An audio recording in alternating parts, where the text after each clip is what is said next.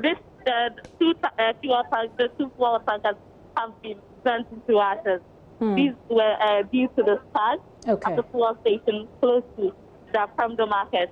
And these are visuals that you took a while ago. Is the situation still the same as we are seeing in the video right now?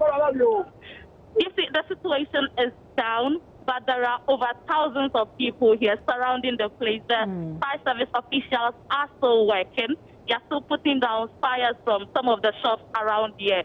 As I said earlier, I understand a mother and a father left their son in there while the fire was burning. So residents say they had told the officials that there were children in there and they didn't mind them. So they are all around to see what is happening. And that's where I wanted to get to with this, Ina. The children or the people who may have been trapped in this, have the firefighters made any progress with finding them?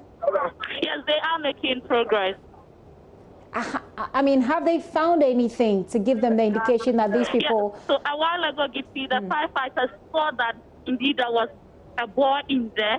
They tried to move closer, but then they asked the media to move back so that they can do their work. I saw the boy's father standing just close to me, and he was crying bitterly. Ina, is he still around you? Can we talk to him? Is that possible at this time? They've moved him from where I am standing now. Right.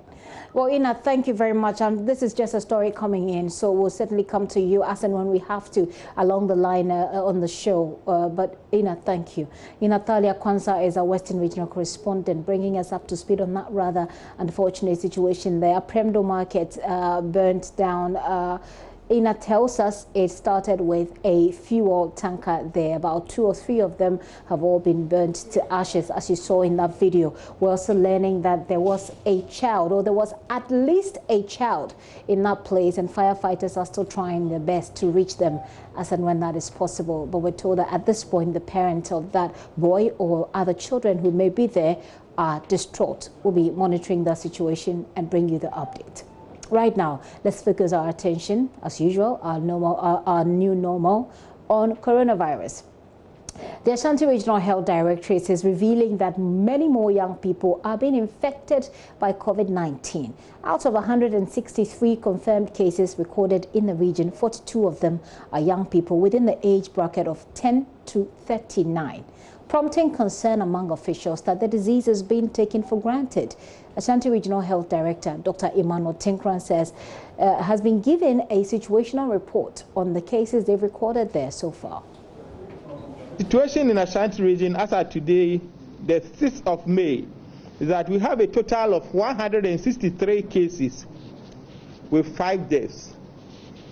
All the 5 deaths were people who had comorbidities. And we would like to use this opportunity also to express our condolences to those that we lost in the country. So far, 17 of our 43 districts have reported cases. The last time we met, it was 16. Now we have 17 of our 43 districts presenting with cases of COVID-19. 56% of 163 were male, and then 44% female. The youngest case that we've had here is 10-year-old, and the oldest 83 years. 37 people have so far recovered, and 3 are currently on admission. Most of the individuals that we've confirmed as positive are asymptomatic. They are being managed in our various isolation centers, and those whose home environment is conducive, they are doing self-isolation in the house. The cumulative contacts that we have for this 163 cases is 817 contacts. And the number of contacts that we are actively following as at now is 54. So far, Kumasi Center for Collaborative Research have tested 41,986 samples And then out of that, we have, for routine surveillance, we have a total of 227 cases. The community screening, we've been able to screen 21,558. And then the travelers that we were following, we screened 1,363. As at now, 763 people who were contacts have completed their 14 days, and we are following them up. In the course of the week, we were working basically on how to get a real-time data for all the cases. What we realized is that because of the challenges we had, the number of cases that were at the laboratories, we had a lot of backlog at the laboratories. And for that reason, we were not getting the real-time data. So now, with the support of the labs, we've been able to clear a lot of backlog. As at now, Kumasi Center for Collaborative Research have worked so hard, they've been able to clear the backlog. So from now, our hope is that we will get a real-time data. Because if we don't get a real-time data, then the case management becomes very difficult. In the sense that maybe when you take a sample today and you don't get the results as early as possible, that person may infect so many people by the time the result comes as positive. So now the focus is to get a real-time data or real-time information so as to know who to isolate and then who to discharge as far as you are a suspected case. So far, we've been able to work with the labs. It's our plan to decentralize the labs. So apart from Kumasi Center for Collaborative Research, we are also working with Ghana Health Service to set up at least 2 labs in addition to KCCR. One will be based in our public health reference lab in Kumasi South. And then we're also talking to Kofanochi to see whether we can use their lab. There are other facilities that is in Kumasi that we can put in shape. Example is the Hope Exchange Hospital. They have a lab, and all these labs, we believe that with the support of KCCR, we can now decentralize and get more laboratories so that the testing will go very fast. Because so far, that has been the major bottleneck as far as our effort to combat the COVID is concerned. So in the course of the week, this is what we have done. In the course of the week, we also had opportunity of getting other isolation centers. So far,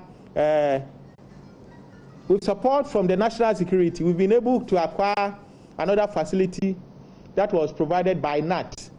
This facility is big enough. It may take up to about 300 clients. In addition, we have the TUC one, which can take 95. So when you put it together, and in addition to the other isolation centers, that means that we have about 400 bed facilities that will be for isolation.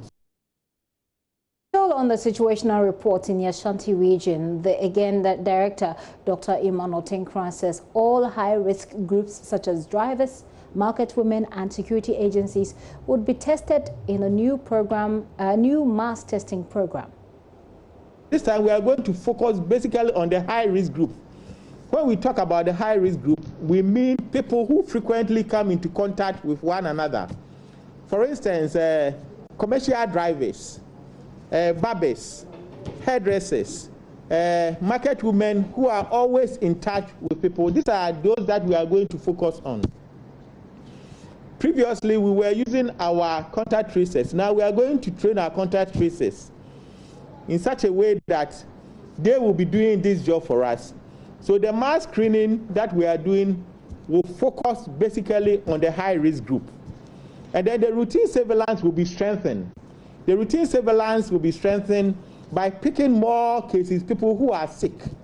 And we've come out with the numbers that you can call anytime you are sick with a symptom that is suggestive of what? COVID-19. Once we pick that number, we will come and then assess you and then support you. So we want the public to help us. It's not the matter of coming to hospital, but even if you pick your phone and then you call any of the numbers, we will come in and then immediately support you. then all the contacts of cases will be actively followed. And then when we follow them, we will test them. Immediately we get you as a contact, we will test you. And then we will isolate you and then wait for the test results. And then follow you up for 14 days. After 14 days, we will do 2 tests within 24 hours. Then, if all the 2 tests after 24 hours is negative, then we will discharge you. That is the protocol that we are using right now. So one person, you have to go through 3 different tests. So you can imagine a lot of burden that we will put on the labs. So that is the protocol. So the routine surveillance involves people who are sick and the contacts of these people. And then the mass screening will involve the high-risk groups that we will identify. The high-risk group, we can add the security agencies. And then any person who thinks that he is a high risk is also allowed to be tested. But one thing that we want you to do for us is to address the issue of stigma and discrimination, which so far has been the major bottleneck as far as our fight against COVID-19 in this country is concerned. People who go through the protocol and then are discharged, when they go home, they are usually faced with challenges. Even when we are looking for isolation center, we are being challenged in the sense that a lot of people don't understand what we are doing. So we will have to communicate the risk so that people will appreciate why there's a need for you to be isolated, why does that need for you to be kept for 14 days, and after that we test you. If the community don't understand what we are doing, then they only resist what we are doing, and it makes our work very difficult. Anytime we are going to pick a case, there's always a fight. And some of them do not understand, and they resort to social media to discredit what we are doing. We are doing it in your interest. Everybody is fighting together in this country. We need a lot of cooperation as far as the fight against COVID-19 is concerned. Our way is not very clear now because, as we keep on saying, this virus is a new virus, it's a novel virus, and all that we are learning is that we are learning new things about the virus. We call it evolving. The virus and its behavior and everything is evolving. So previously, people were saying we shouldn't use face masks. Now you know we are using face masks because we are learning new things. So what we want you to do is that you should also appreciate whenever there is a change, so that we can all move in one direction. We need to have a harmony in exactly what we are doing. So this time we are going to harmonize the system. So the risk communication, the case detection, isolation, the follow-ups, and the laboratory testing all will be harmonized, so that we wouldn't have a case where we will take so many samples and then we send it to the labs and the labs cannot work on it, and then it creates problem for us. So for the mass screening, we only have to work closely with the labs to give us their capacity, the number of testing they can do in a day, so that we will provide them with those samples. So this is exactly what we will be doing. People ask, so when is COVID-19 going to end? What I will tell you is that only God knows. That is the truth. Because if you make a mistake and you lose your guide, then it will be disastrous. So what we are saying is that whatsoever measures that we are taking so as to reduce the impact of COVID-19, we should make sure that we don't compromise whatsoever we are doing so as to jeopardize the health and security of people. If you look at our data, you realize that this time is the young people who are basically infected. It's because they are taking the risk. But the challenge is that they have old people at home. They have people with comorbidities.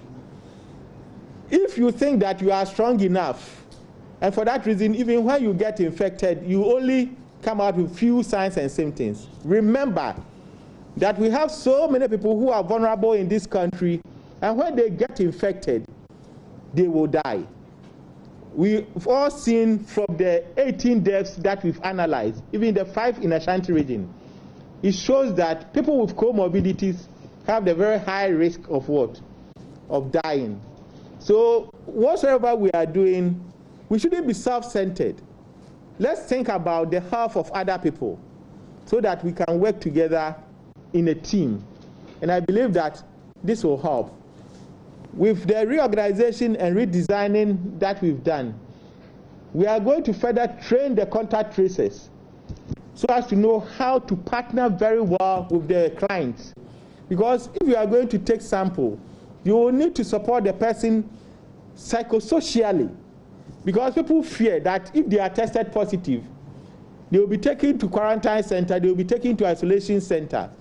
But we need to calm them down and tell them that we are doing this in the best of your interest. That's the reason why we are retraining the contact tracers so as to address most of the issues. If there's any organization that feels that they want their clients to be tested, they should communicate to us. We will wholeheartedly come and then do the testing for them. So far, our PPE situation is not bad, it's good.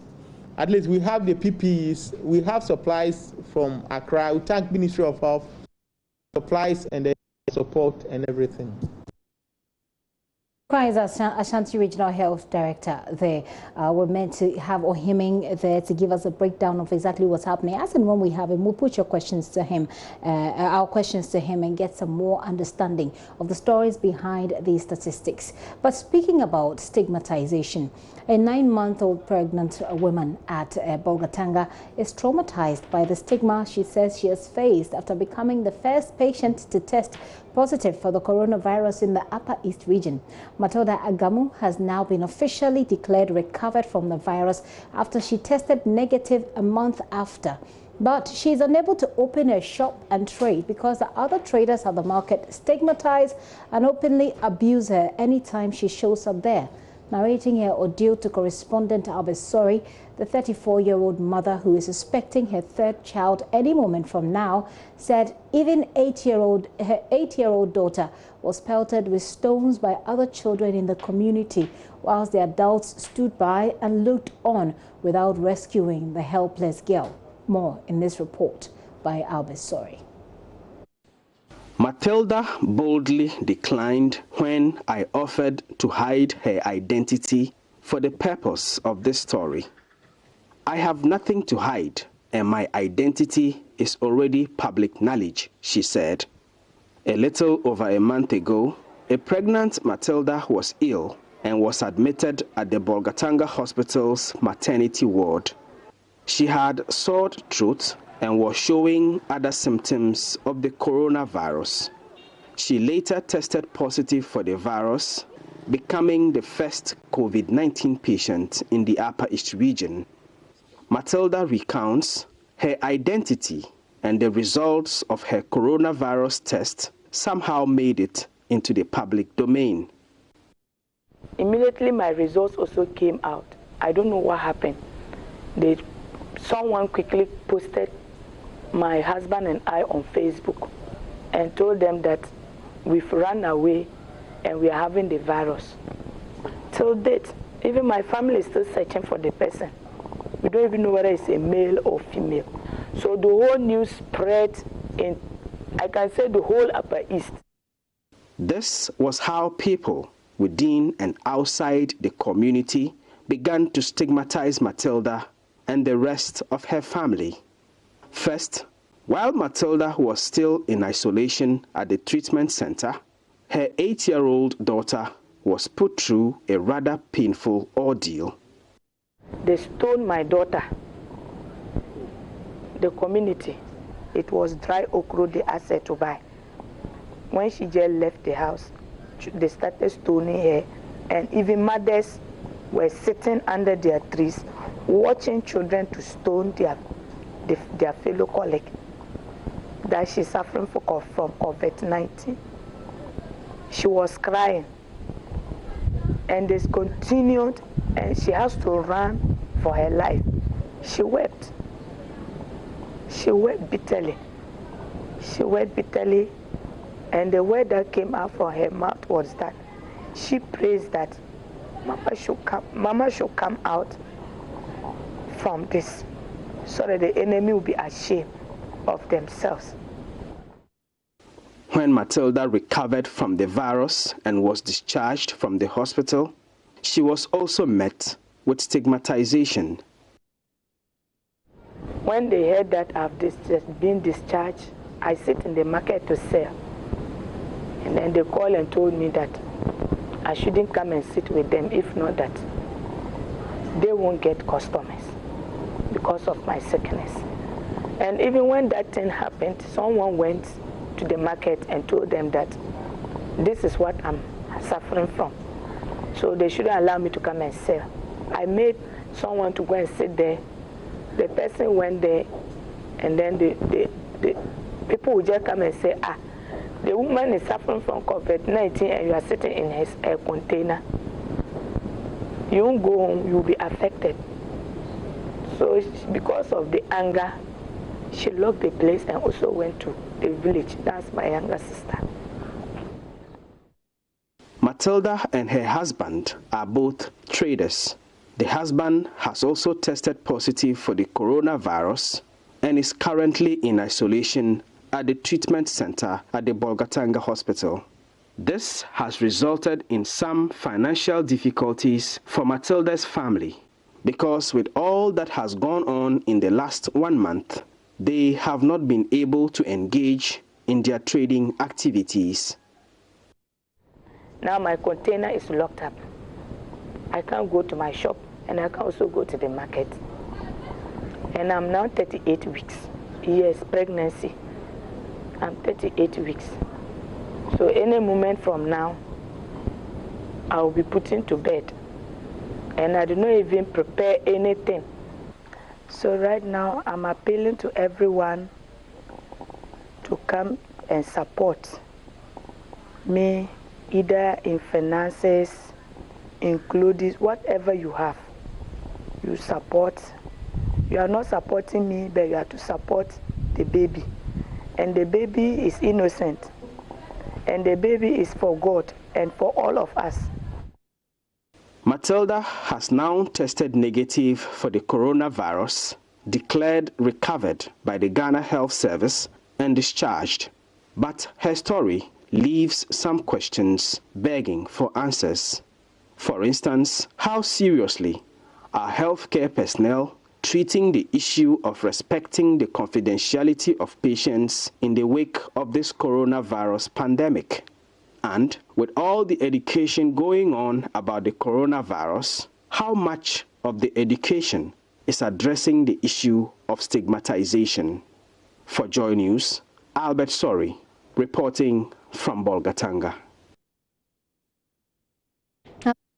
Disturbing situation. Now here is a pregnant woman who will be having her child any moment from now, and as she puts it, the child is innocent, but if the mother is stigmatized, it certainly will trickle down. Let's get to the upper east region and talk to Albert Sori, what authorities there are doing about this situation. Are they even reaching out to this woman?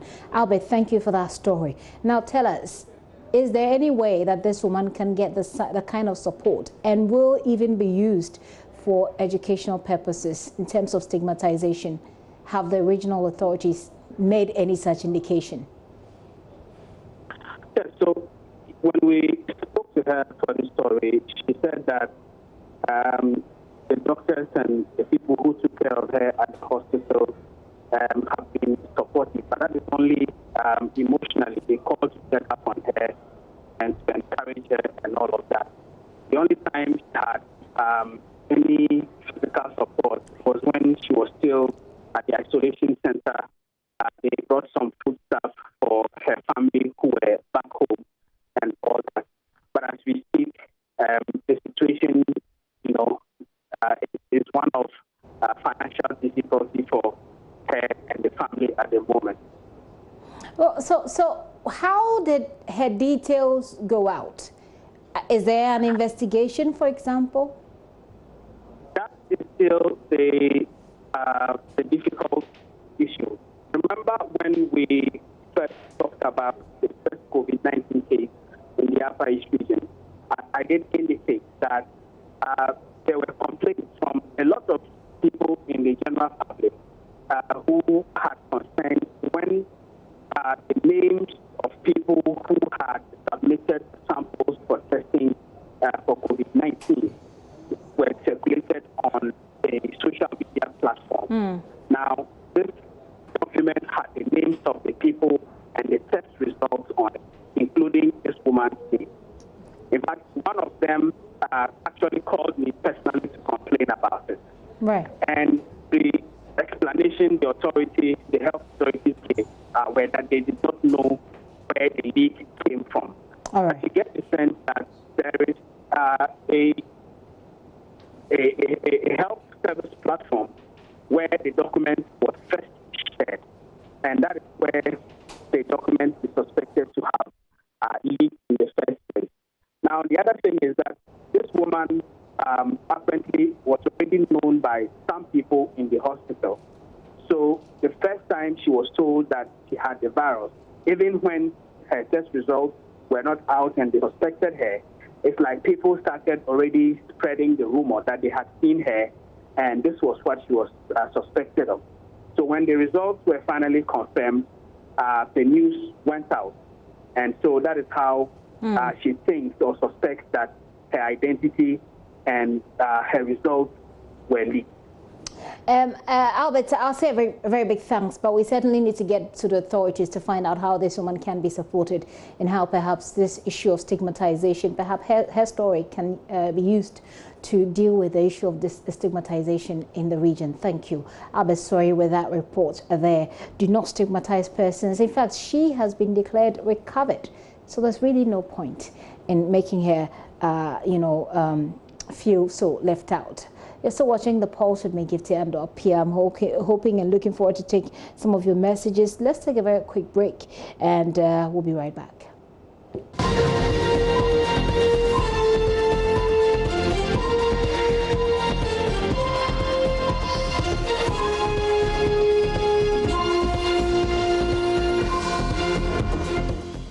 Welcome back to the show. Many thanks for your time.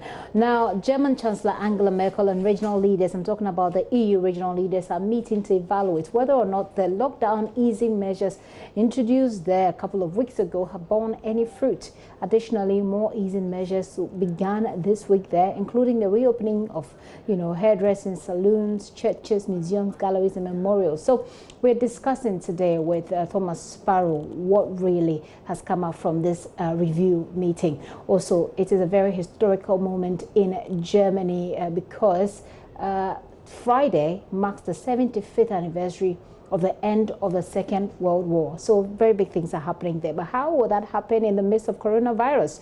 That's why Thomas Sparrow, political correspondent with our partners, TW, is joining me from home in Berlin. Thomas, it's good to have you as always.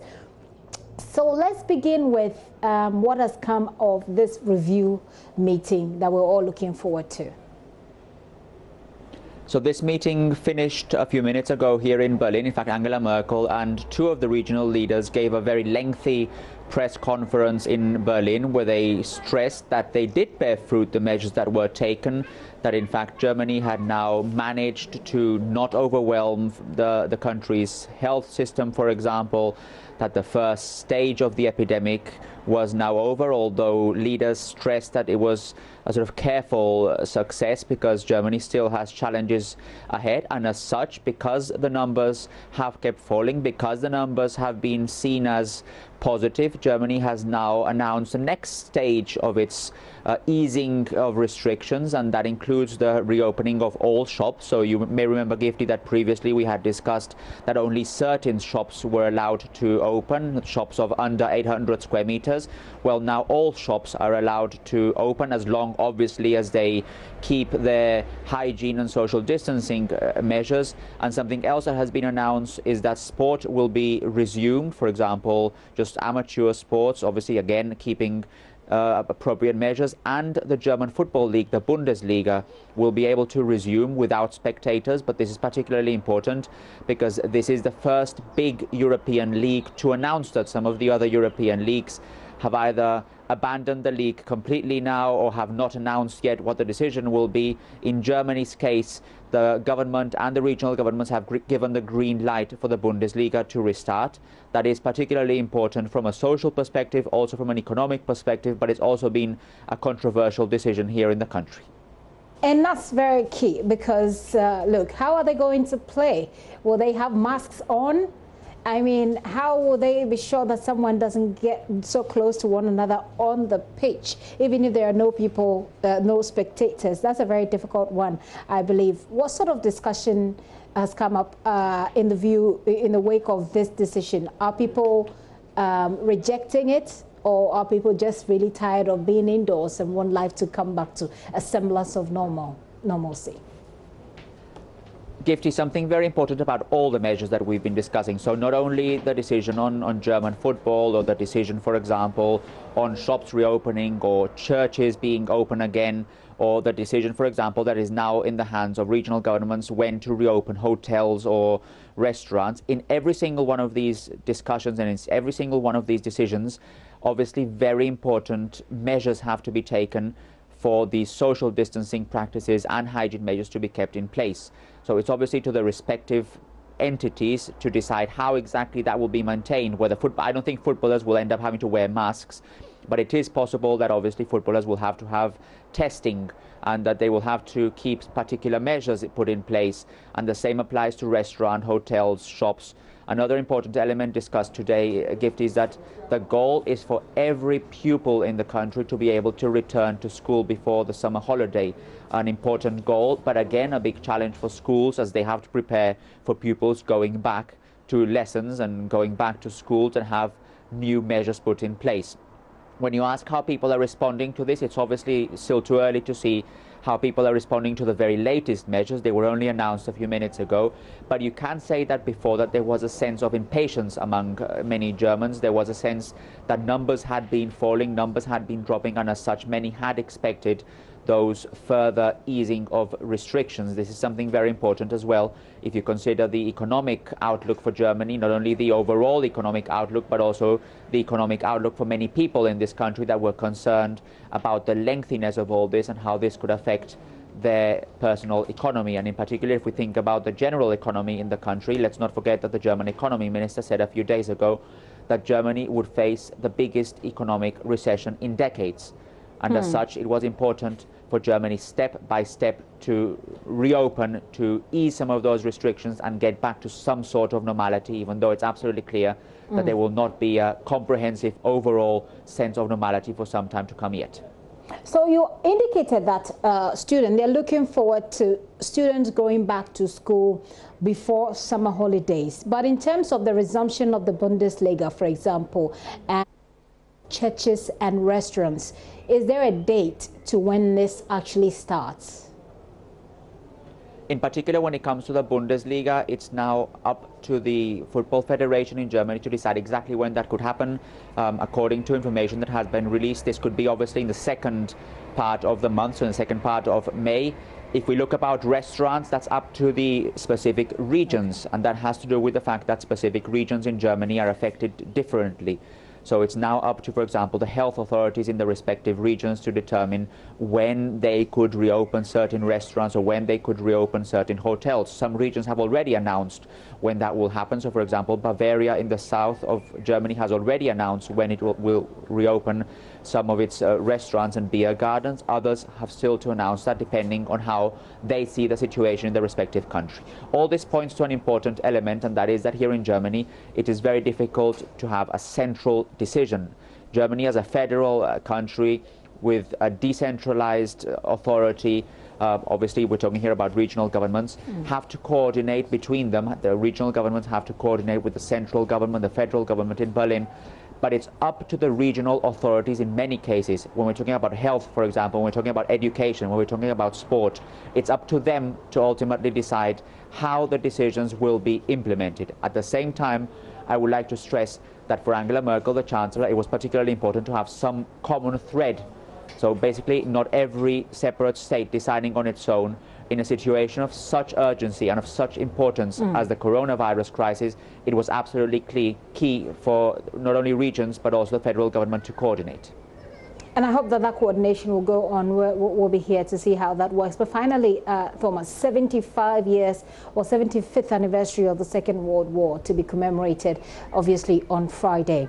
How is that commemoration going to be different from what we've known so far, given that we are in a pandemic?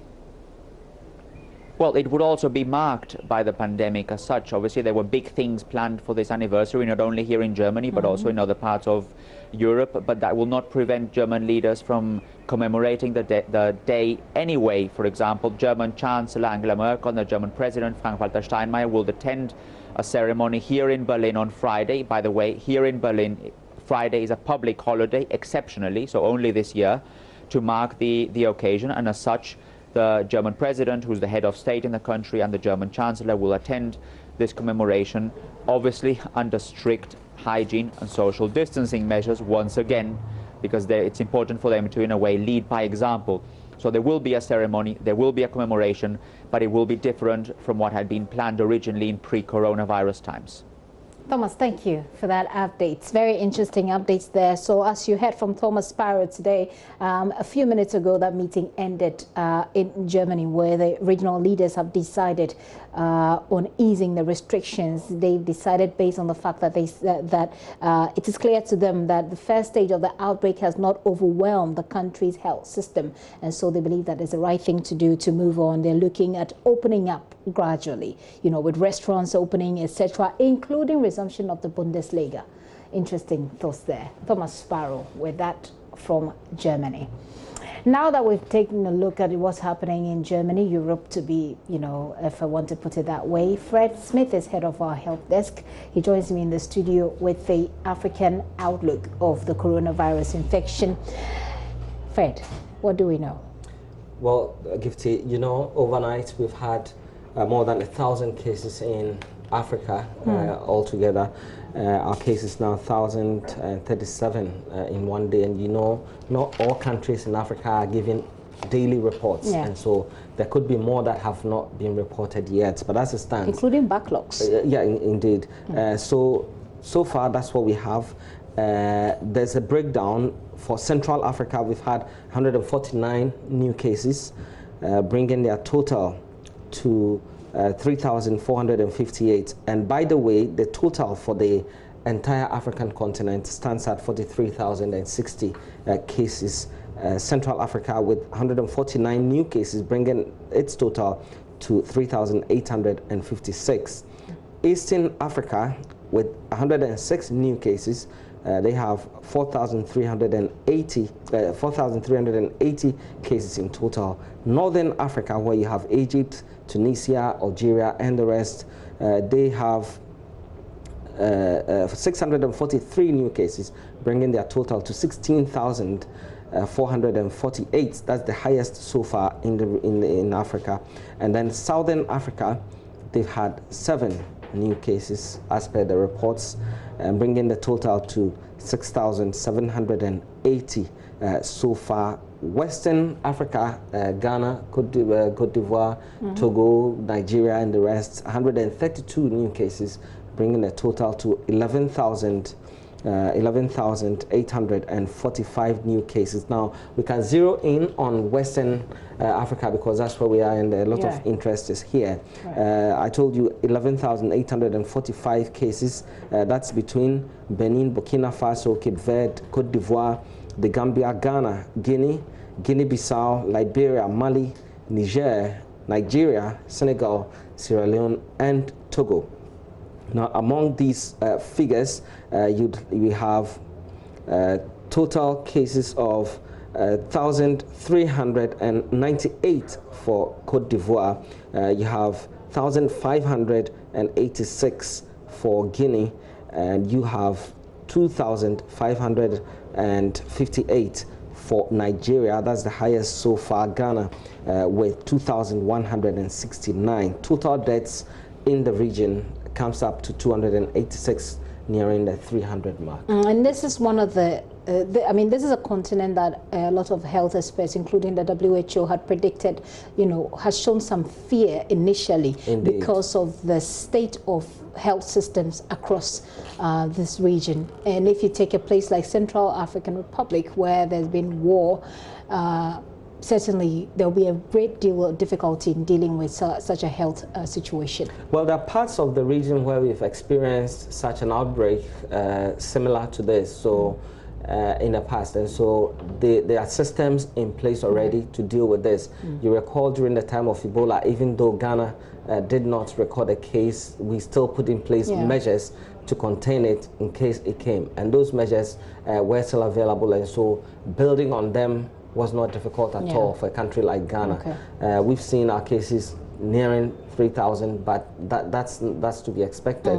And we'll be talking about whether or not we are at a peak and what it even means to do that calculation of a peak in the pandemic. Indeed, a very big controversial issue right now. Right. Experts are divided on it, and so we'll try and settle it once we get some more experts to discuss this topic. Now let's see if we can. Fred, thank you. Fred Smith is head of our health desk, bringing us a breakdown of the situation as it looks like on the African continent there. Away from that, you do know that Ghana has announced its first case of COVID-19. We did that by 12 of March. We reported 2 imported cases. Since then, there have been hikes in cases from abroad until community spread also began. It set in with community spread. It's now surpassing the 70% mark against imported cases. But with the country's case count nearly 2,800, how many more cases are we to expect in the coming days and weeks before we start seeing a decline? Because that's how it typically works, the curve that they talk about. Well, the Director of Public Health at the Ghana Health Service, Dr. Bedusa Kodia, dropped a hint on that yesterday during the Ministry of Information COVID briefing in Accra. Listen. But when there are a number of factors at play which make the disease spread, then you are talking of a graph that is mimicking a polynomial curve. And under those circumstances, you are nowhere near your peak, because you need to decrease the number of factors that are impacting on the spread. And how do you know that you are decreasing the number of factors? You know from the reproductive number, which the R number, which everyone talks about, which is the number of people that get infected if one person gets infected quickly. We started having a build. The first confirmed case in the country was on the 12th of March. Since then, those were from the people that we put together later, those that were put on quarantine. Out of the 1,030, within a short time, we had 115 of them. Those in quarantine at Accra here and also in Tamale. So we realize that with a sharp rise, and now with the cases that we are tested, clearly we seem as a country to be on top of the peak, and we are at a stage to decline. That is the observation now. The declination will depend on how we adhere to the various preventive etiquettes that have been enumerated. We are not off the hook yet. But then if we continue the way we are doing now, by adhering to the various social distancing, adhering to the various individual preventive measures, wearing of mask, keeping away a distance from others, hand washing, cough etiquettes, other respiratory etiquettes. These are the things, when we do intensively, will let us come down from where we are. So responding directly to the question where you are at the peak of the curve, yet to come down. But then the only thing to make us come down by strict adherence to the various preventive etiquettes. We are at the peak of the outbreak, he says. But what does it mean to be at the peak? Well, that has actually set the debate going as to whether the country has hit that peak, or is it just in the middle of a rather rising curve. Three experts are related but different backgrounds have all challenged this position. Biologists at the Kumasi Center for Collaborative Research, one of the key research and testing centers, disagrees with this. Listen to Dr. Isaac Owusu speak to NS Menu on News Desk here on this channel. When there are a number of factors at play which make the disease spread, then you are talking of a graph that is mimicking a polynomial curve. Under those circumstances, you are nowhere near your peak, because you need to decrease the number of factors that are impacting on the spread. And how do you know that you are decreasing the number of factors? You know from the reproductive number, which the R number, which everyone talks about, which is the number of people that get infected if one person gets infected quickly. As of now, myself and other colleagues, our estimate of Ghana's R number is it's greater than 2.5. So greater than the world average, or the world R naught?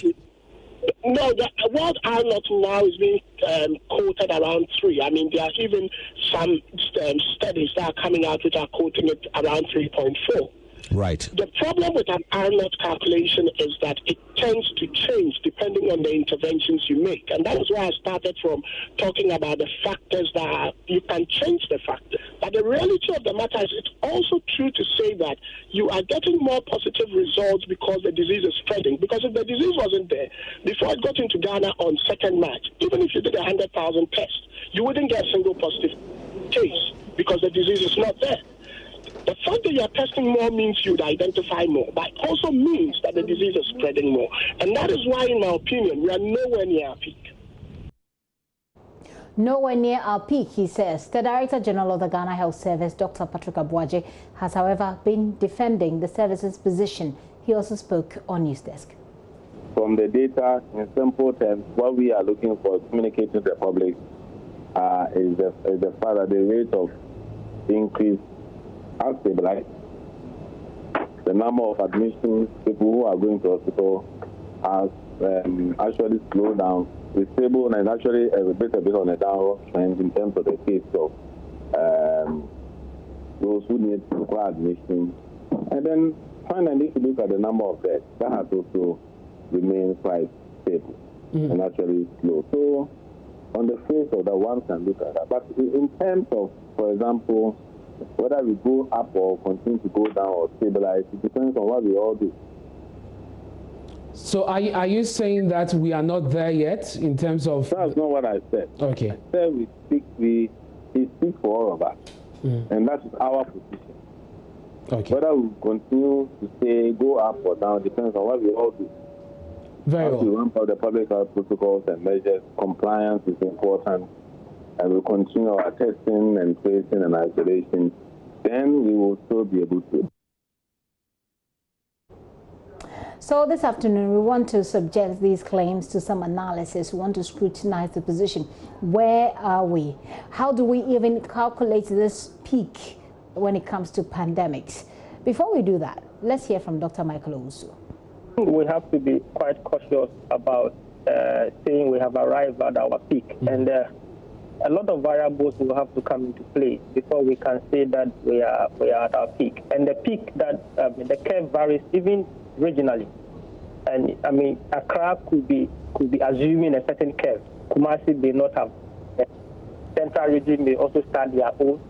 So first of all, I mean, to put all the data together nationally, and then to say we have arrived is something that has to be done cautiously, which I feel that a lot has to do with this, and the evidence on the ground doesn't seem to maybe suggest to. The reason why I'm saying that is that before you can plot the epidemic curve, you need real-time data.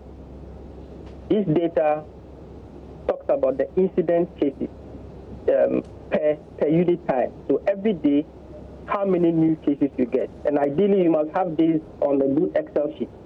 That tells you that from the 12th of March to date, every day, how many cases you get. And the cases not based on cases that are reported by the lab, but cases based on the samples that are collected from the people in real time. So even if you have 500 cases coming out on the website, you will have to go back and then align this to the date on which the samples were.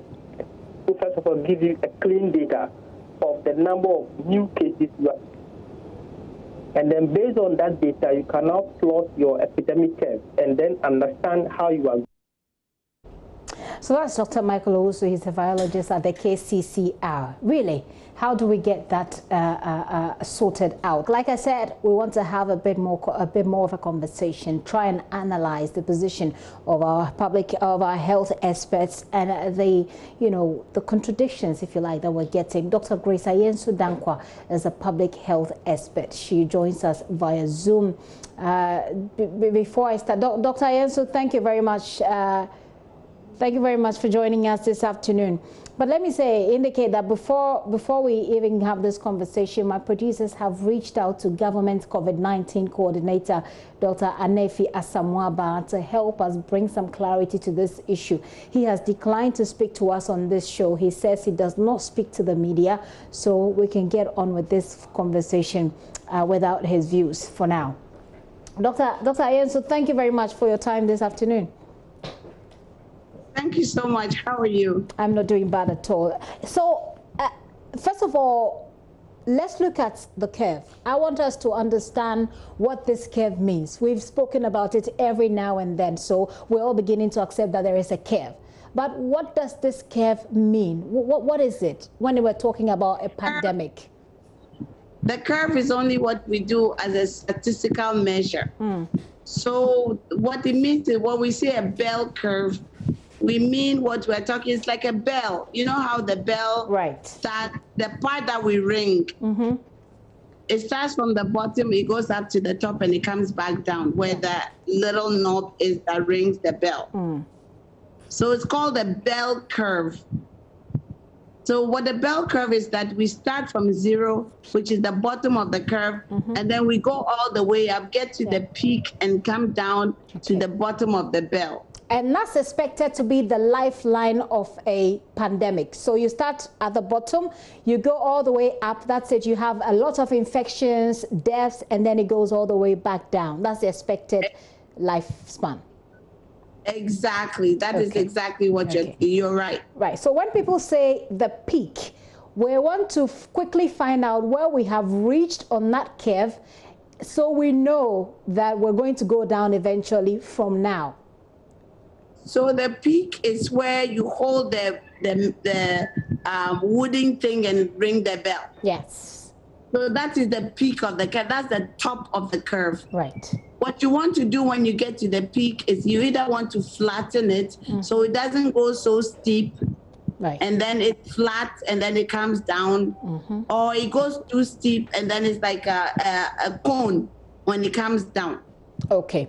Right now, what they're talking about that we have reached the peak of the curve, that doesn't make sense statistically. Okay, I'll come to that, Doc. I just want us to set the background so that my viewers can follow and they have a full appreciation of the conversation we're having. So you've given us the idea of the curve. Now, the thing is, our government health authorities are saying that we are at the peak. What does it mean to be at the peak? I mean, how is the peak calculated? For example, is it by the number of the population? Is it by the health system? How do we calculate generally a peak in a pandemic? The way you calculate the peak is how many new cases you have in the next 24 hours. Okay. And you know that since we lifted the ban, we've been going up exponentially. Like I think the numbers have even added up more. In the last 24 hours, the last time the Ghana Health Service updated was May 2nd. We have gone up almost 550 cases. So that means that we are still going up at the exponential part of the curve. It's the numbers. The only time you know that you've reached your peak is that, for instance, you get to a certain number, then the next day or the next 24 hours, the number comes down or it stays the same and then it starts going down. Okay. So when they say we have reached the peak, they don't even know the peak, as we have continually gone up every single day or every time they've updated the numbers. We are more on the exponential phase. We are nowhere near the peak. Okay, and the exponential phase, they've explained that some of the figures we're seeing now are not cases that are just being now tested. They are cases that are coming from a backlog that we've had to deal with. And so these are cases that we've recorded already. Does that add anything to the discussion, to the explanation? But the backlog argument doesn't make any scientific or logical sense. In other words, all the backlog is that, for instance, the test is on the way to the testing center, or the test has gotten already to the testing center, but they haven't tested it. So that is where you talk about the backlog. That means that there's this test that has come that you haven't done. But if you have a backlog, that only implies that you're not nowhere near your peak, and you are even more exponentially rising, because you have to test all those people that are backlogged to know how far you are. Yeah. Only the numbers, the scientific numbers, the number of people that have the disease that are testing positive per day will determine whether you are in your exponential phase or you are in your peak. So for instance, let's say that yesterday or today we are 2,700 or something. Yes, 2,719, yes. Yes. So the 2,719, the next 24 hours, the numbers that come, if the numbers are equal to 2,719 or coming down, it's only when we know that we are reaching our peak. You don't get your peak when you keep rising. So is it possible that the next time that there will be an update that will actually be recording lower figures, and that's when we'll be able to have this conversation better? Thank you. Exactly. You're so right. When we get that number is when we can have this conversation, because the peak is not someone else's, what someone else thinks. It's a scientific number, it's a scientific process, it's a medical process. It's not someone's imagination or what someone thinks. So let's wait for the next numbers. What do you make of the possibility that, being the people who are actually handling this, they perhaps have the figures, they have seen the figures, so they know what they're talking about when they say we are at our peak at this point? But it's not a private number, it's a public information. So you bring the numbers moving forward, and then we, the scientists or the scientific people, determine whether we've peaked or we haven't peaked. As we speak right now in the Western region, we started from 2, then we went to 11, then we went to 13. As of today or yesterday, we are 23 or 24. Yeah, 23. We are nowhere near our peak. We are still rising on the exponential phase of the curve. Okay. As far as public health is concerned, would you at this point put out the figures you are demanding at the moment to be able to determine whether we are at the peak?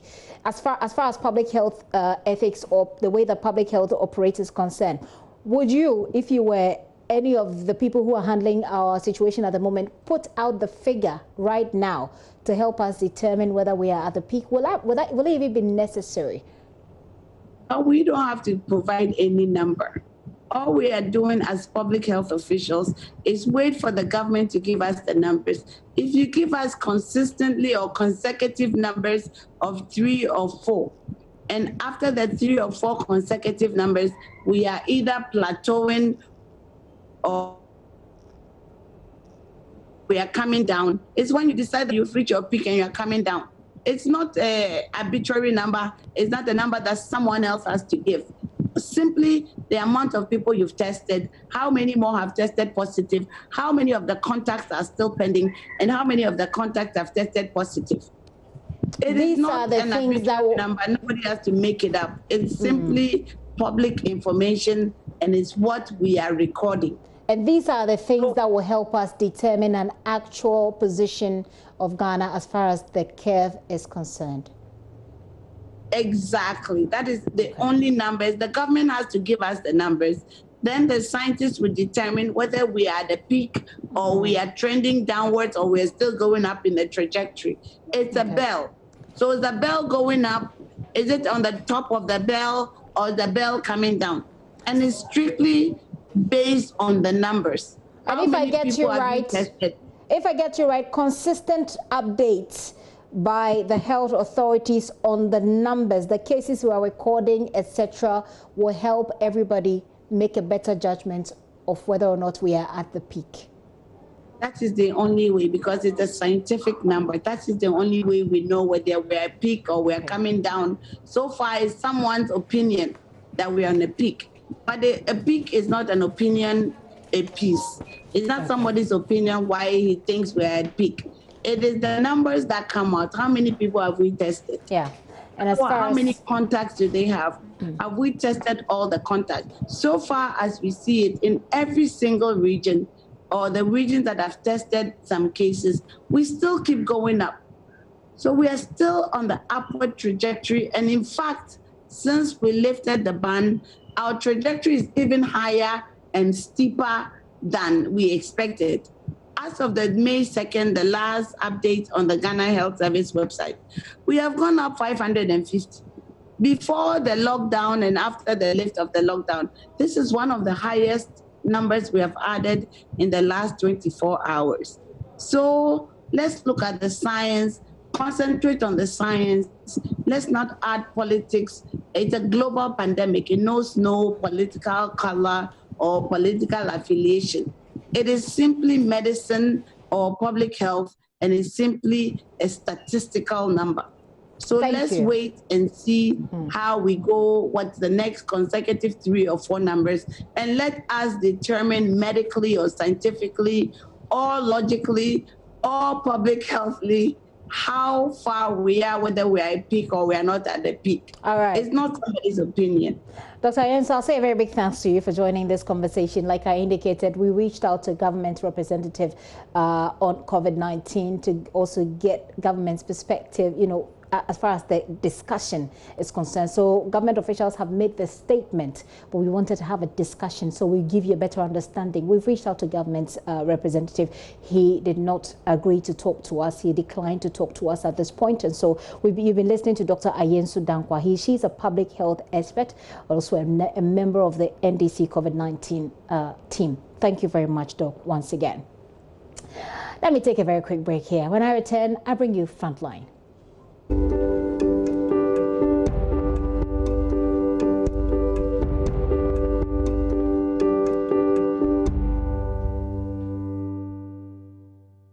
Welcome to Frontline. Environmental health workers whose duty it is to conduct the burial of persons who die from coronavirus say it is unfair that they are not entitled to the incentives being given frontline health workers who are involved in this fight.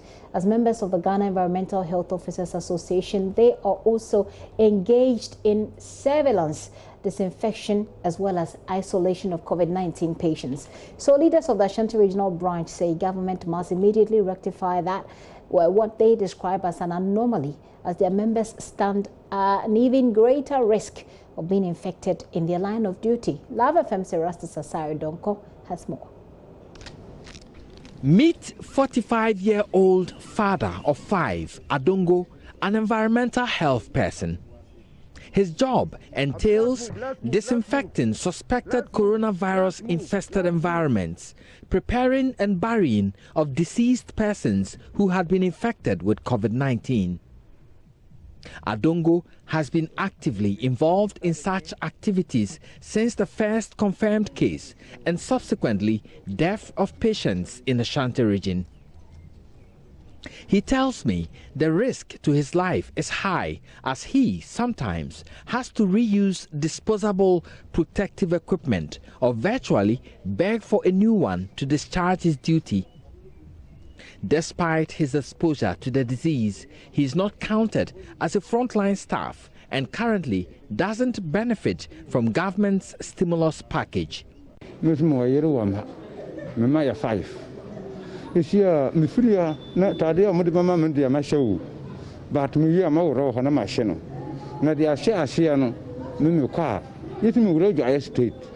Namako Romo, Namagal, Namesukuta, then issue. You see, a moment in the Makura Yamben. Wife to no can also met me. Because somebody view, baby. Somebody in the Tadi, Amiko Fari cemetery question, somebody in Tadi, and I'm sorry for far for. Oh, Tadia Bacope, Mudu, at least that time when me back Casabi and boss, Bacasabi, a mean to say, Jumanboconi, ye a man, and try yet me, Manama Trade. A mamma who never followed the embossed panel. You see, I was here, Everton, so Colonial Varos, to say, I ban so chat. Sikaka Krabi, Adia so Yasane. It is Canandrian, I could do nice daughters, Yabi. Elvis also supervises burial of confirmed or suspected COVID-19 victims in Kumasi. I could remember when we went to the Obuasi for the 4th burial. We went there and the PPEs were inadequate because the body was in the cold room. They do not have a mortuary where we have to dress up with all our PPEs coverall to go there and pick the dead body, which is in the body bag, into the casket. And right after that, all PPEs must be discarded. Then when we get to the cemetery, we have to use another PPEs, nose masks, gloves. All these things are utilities that need not be used more often. Immediately go nearer the body. After picking or doing one or two things, you have to change them. And this has been a very big challenge to us. Because Adongo and Elvis represent many environmental health staff on local government payroll working on COVID-19 teams across the region. They say, unlike their colleague health staff, they have been excluded from government packages despite being exposed to the similar risk. The Ashanti Regional Association of Environmental Health Officers is not happy. Stella Gabriel is the regional president. Your members of your association feel? Well, in fact, we feel very disappointed and dejected. We have always been on the field together with other health workers. We are part of the rapid response team, the district management team. We also are in charge of disinfection. That is from the house of the infected person to even the hospital facility. And when the person dies, we take care of the burial. What can be more contagious than these activities that we carry out? Just like any other health worker, we have contact with the patient whilst alive, and when the patient passes away, we are being asked to take care of the dead body. And when it comes to enjoying a motivation or motivational package, they are trying to sideline us, which I think is very disheartening. Head of Local Government Service, Dr. Nana Ato Arthur, says concerns of the environmental health workers have come to his attention, and he has forwarded same to government for redress.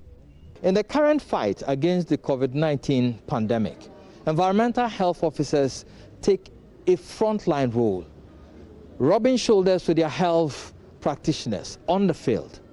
When it comes to prevention, they are in people's homes. They are fumigating areas, disinfecting areas where suspected cases are. They bury the dead from COVID-19, but they are not counted as frontline workers who should benefit from Ghana's stimulus package.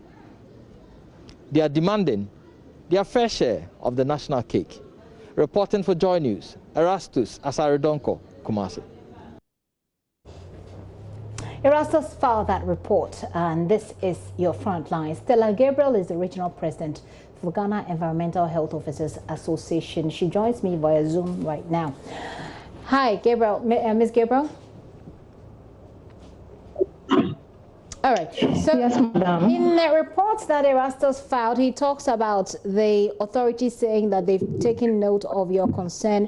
They're forwarding it to the regional minister so that he will address it. Have you heard anything from them so far? Not yet, madam. I haven't heard anything. Okay, yeah. I heard you. Do you work with any specific hospitals, or do you just work with the assembly? We have environmental health officers at most of the health facilities. When you go to Komfuanochi, there is an environmental health officer there. We have an environmental health officers used within all the health facilities. Let me put it that way. Okay. And we carry out a lot of activities. For instance, disposing of medical waste, doing disinfection, and a lot more, even before the outbreak of this virus. So, when the announcement came that frontline workers were entitled to all the things that the president mentioned, who did you reach out to find out whether your people who come also in close contact with people, close contact with potentially positive patients or even their bodies were sorted out? Did you reach out to anybody? Yes, we wrote to the head of local government service through the regional minister to remind them, because somehow we felt it was an oversight. So we were actually expecting them to respond, and but we haven't heard anything. That is why we are actually coming out now, so that they will see that we exist, and we need to also take our share of the national cake as far as the stimulus package is concerned. Erasmus's report gives us a clear idea of the things that you go through. But for you personally, how difficult would you say your work has been? How dangerous is it now that we're dealing with the pandemic? Well, when it comes to environmental health officers, in combating this deadly virus, we have been at the forefront. At the district levels, we are actually the lead.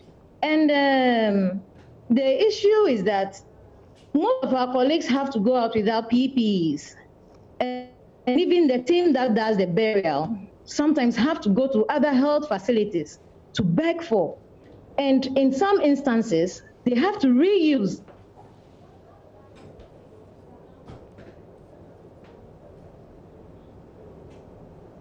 Stella, can you hear me? Looks like I lost Stella there. Stella Gabriel there. She was speaking for the environmental health personnel. You heard her position quite clearly. They have not heard from the ministry, even though they've written to them. The regional minister, she said they've reached out to the regional minister, but they are the people who believe that they ought to be a part of those enjoying that incentives given to frontline workers. Well, that's it for today's Frontline.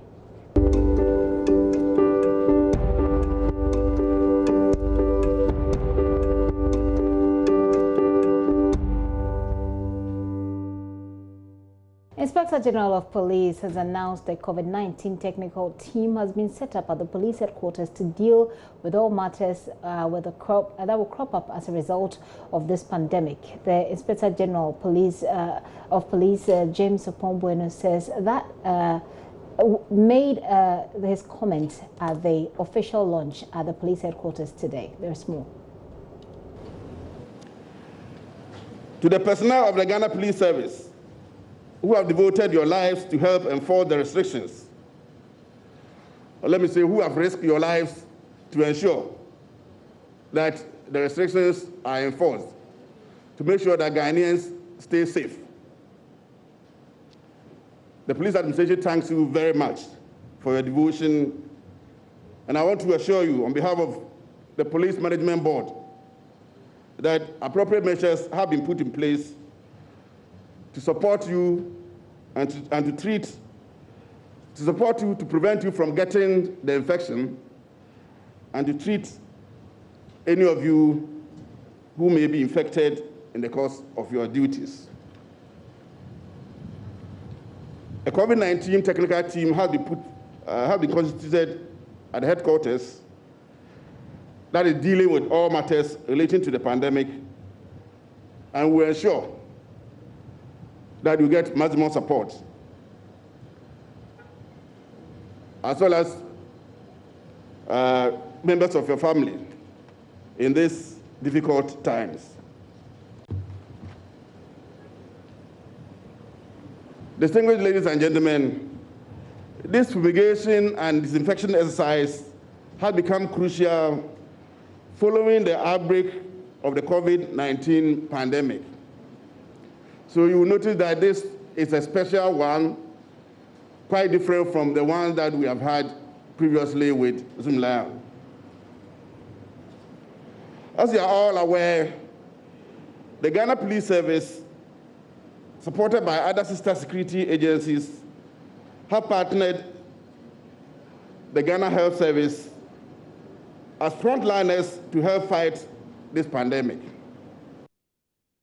As the IGP there, meanwhile, the Director of Public Affairs of the Police Service, ASP Superintendent Sheila Abaye Bachman, says there is an ongoing testing for all police officers.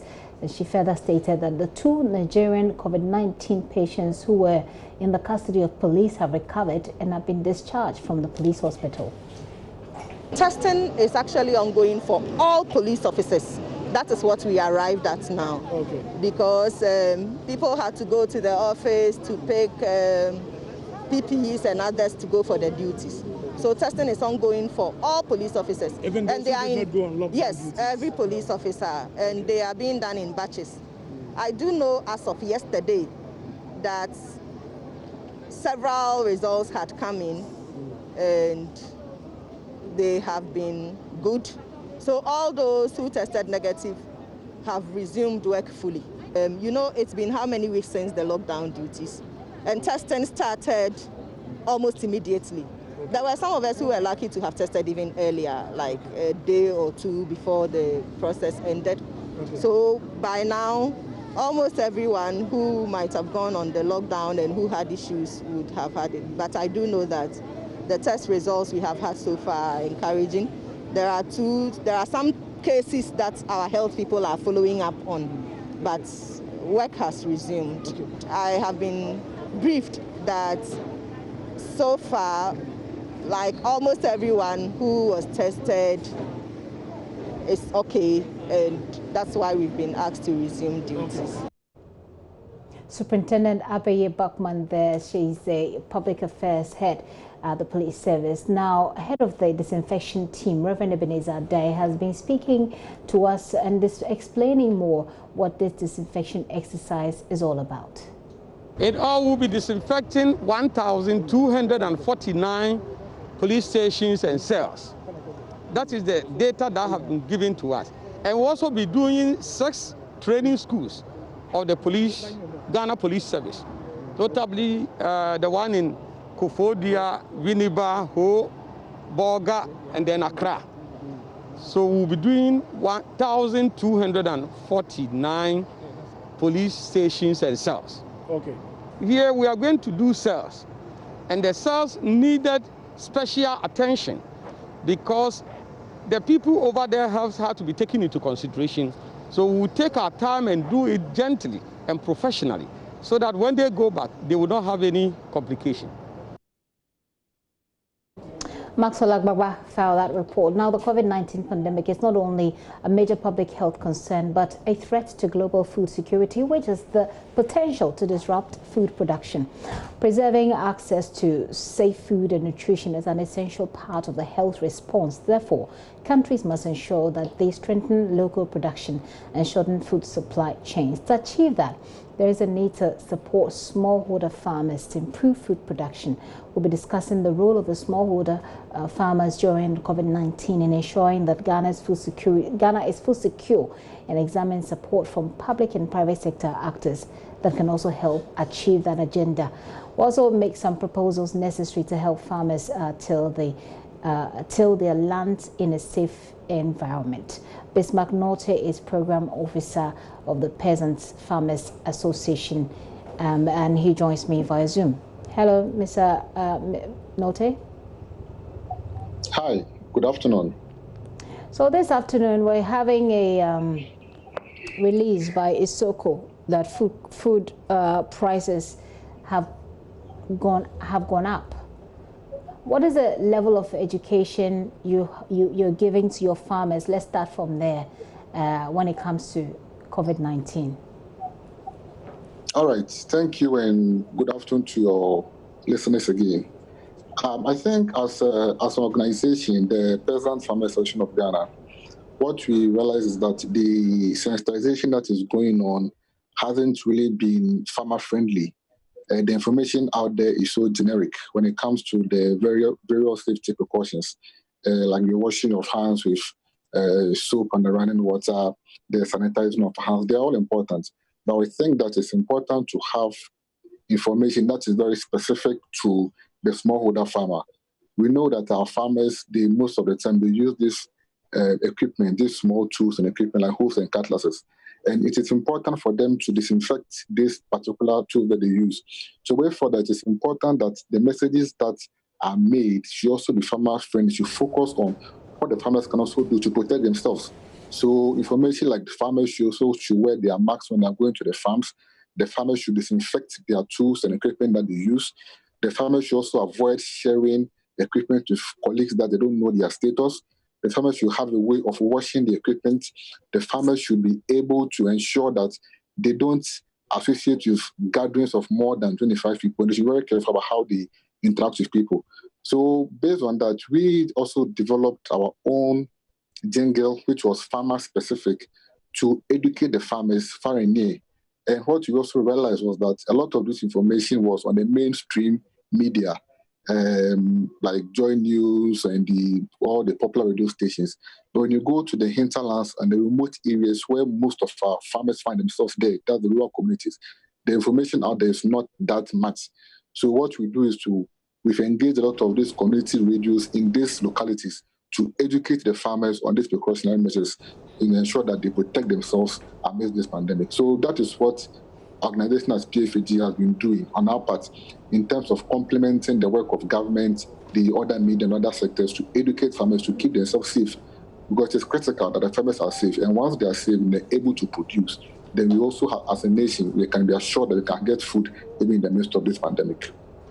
So I started by telling you that ISOCO, that's an agricultural-based NGO, has been predicting food price increases. Are your farmers in these times able to work and to produce their targets, to reach their targets? Is that something that they're able to do in these times? Generally, our farmers have largely been able to move to their farms, albeit they are a bit scared, they are a bit apprehensive in terms of their movement. They are not really too sure about how to go about the activities. Even though prior to COVID, the farmers would have, by this time, most of them would have started planting because the rain has started. But now it's like there's a bit of fear and anxiety in the air. So the farmers are not really comfortable, even though we urge them that as long as you take the precautionary measures seriously, as long as you sanitize your hand, now there's this mandatory wearing of nose masks, as long as you do that, you always make sure you wash your hands thoroughly, avoid such gatherings. They should be comfortable in going to their farms. Okay. And that's where the education is very important. They are going, but not as much as we would have wanted. And we think that we have to do more to let them to avert their fears that going to the farm is not enough for them to attract the disease, as long as they take their precautionary measures very seriously. Okay, hold on for me. Let me talk to ISOCO now, because ISOCO, like I said, is predicting a hike in food prices, and they've done some research across the country, in which they point to hikes in the prices of very everyday, food crops that we use. I have also joining me via Zoom, Francis Danso Ejay. He's a content manager. He's actually joining me over phone. Mr. Ejay, thanks for your time this afternoon. You're welcome. So I see on your list from your research, you did work on cassava, tomatoes, yams, maize, cowpea, millets, gari, local rice, soya, wheat, and groundnut. And you indicate that all of these have seen some hikes in the prices. Yes, that is correct. Spread for the month of April. Right. This is across the country research, you say, but is it possible that these are prices you were recording in specific parts of the country, but that it's not necessarily widespread, like countrywide?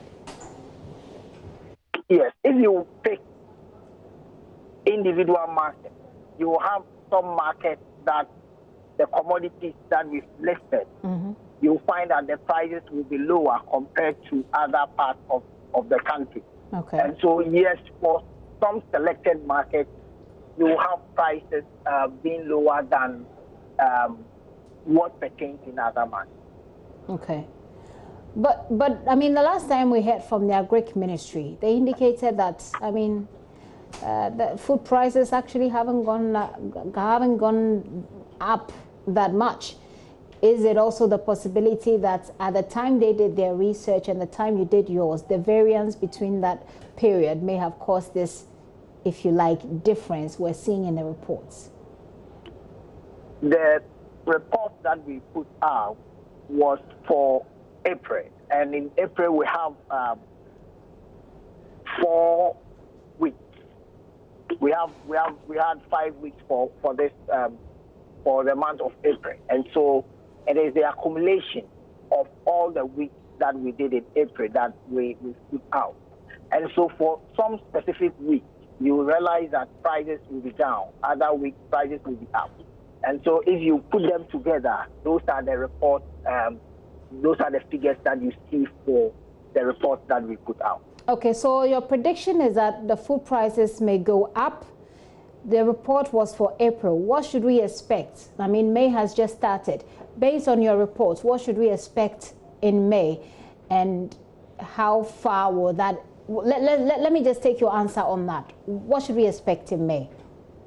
Yes, I've stated in the report that looking at how we do our farming, we are in a period where farmers have started planting. And so we do not expect that prices will drop. Coupled with the current situation of COVID-19 and all the other issues that we have to grapple with, traders will have to grapple with. And so we expect that prices are not going to go down, but some prices, we are expecting some increases in the prices. But the increase may not be as high as we saw for the month of April. Let me focus a bit more on one, and I'm going to wrap this up shortly, but let's focus on one of the things that you studied, local rice. You say the average price for a bag of local rice gained 4.98% to close the month at 346 cedis 29 pesos. The highest price is 440 cedis. From where? Percentage, but from where? And to what extent is that even worrying? When you take local rice, yeah, currently farmers are cultivating, and so whatever rice that is on the market is from what we had from the previous season. And you know that because of COVID-19 and all that, people did panic buying, and so quantities that they didn't need, they even bought and then stored. And so it is accounting for some kind of shortages on some markets that we have. And when you pick up the prices, anytime that we state the highest, we also specify the market where that highest price is coming from, and then the lowest is also coming from. And so these are things that we've done over the years, and so we are confident of the things that we put out. And so if you check, you realize that for the producing areas, especially the markets from the north, prices are usually lower than the market from the south, where we virtually will have to move the commodities from to the south. And so coupled with transportation and some other issues, it comes and then prices are a bit higher than what we find in the north. So what recommendations are you making? I do have the Peasant Farmers Association joining me for this discussion, so I'd like to put it to them as well. But what recommendations do you have based on the research that you did? I think I heard him talking about the effect of COVID-19 on farmers. And as I talk to you now, I'm also moving around a bit to also assess the situation. And farmers, yes, they are still doing their activity, but some of them will have an effect, because those who have to provide the money, especially money for them to use in cultivation, are having difficulties where they are coming by money. And so we should try as much as possible to help them in what they are doing, and then, if possible, plan ahead so that we do not waste a lot of the produce that will be getting somewhere in August and then September. We store them well so that we can use in this period. Mr. Danso, thank you very much for your time. Francis Danso is a content manager with Isoko. They are predicting that food prices could go higher, even as they remain high at this point. Mr. Note, before I let you go, you heard what he said. What plans do you have to support your farmers? Yeah, I think I agree with him largely. And I want to just make a contribution to the last point he made about the fact that because of the pandemic, farmers are not able to access money. So one of the key recommendations that we have is that, the government's Planting of Food and Jobs program, where the inputs, that's the seed and fertilizers, they are being subsidized by 50%. Our expectation is that because of this pandemic and because that now money has become a very difficult thing to get, we want the government to increase the subsidy component. So instead of the 50%, they can be increased to maybe 75%. But at least farmers can be able to purchase a lot of the inputs so that they can plant and then do the harvest for us. And also, when it comes to the post-harvest management, we want government to also focus on equipping the warehousing, constructing more storage facilities, constructing more cold stores. Unfortunately, that's all time will allow us. Mr. Note, thank you very much for your time. A quick break, we'll be right back.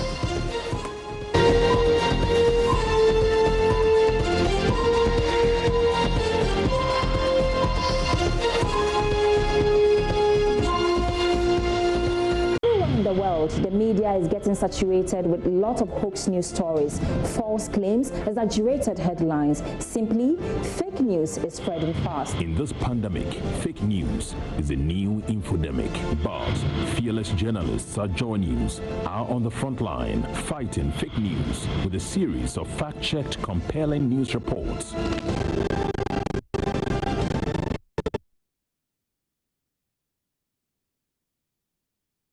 Fake news is something that I want to talk to you about. So JoyNews is partnering the Media Foundation for West Africa to clamp down on fake news and misinformation, especially in this pandemic.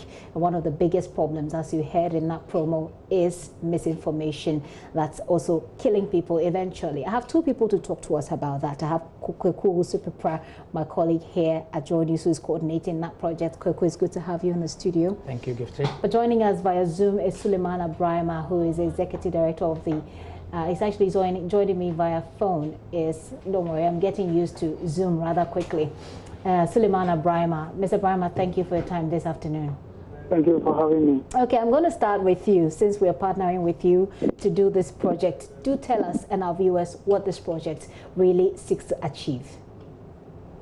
Well, so as you rightly pointed out earlier, we know that the phenomenon of fake news, misinformation, and however people choose to call it, is one of the greatest threats of our lifetime. Yeah.